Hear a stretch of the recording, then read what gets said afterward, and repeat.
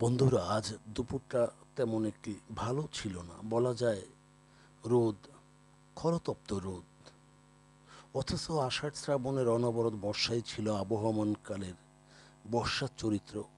পুকুর, খাল, বিল, নদী, নালা, রাস্তাঘাট সব ডুবে পানিতে থই থই করত।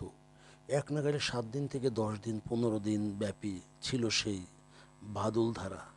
উঠোনের ছাদলায় সবুজে পিছলে হয়ে উঠত। পুকুরের সিঁড়িতে মানুষ আচানক বা অসাবধানতা বশত পিছলেও পড়ত। তবে হ্যাঁ, ভয় ছিল না, কারণ চোখ লাল করে বাড়িতে ফেরা মায়ের বকুনি বা দাদির স্নেহসুলভ শাসন বেশ উপভোগ্য ছিল। যে কথা বলতে চেয়েছি, সবাই কিন্তু সাঁতার জানতো, নচেত অনেক বন্ধুরা ধাক্কা দিয়ে পানিতে ফেলে দিতে কুণ্ঠাবোধ করতো না।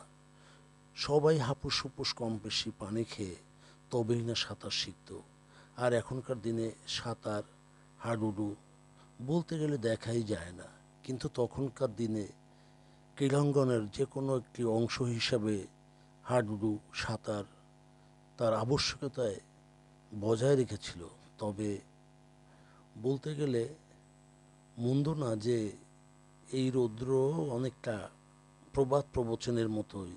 আজকে যে রোদ বা গরম, সেটি এক ধরনের বলা যায় কাঁঠাল পাকা রোদ বা গরম। ধন্যবাদ।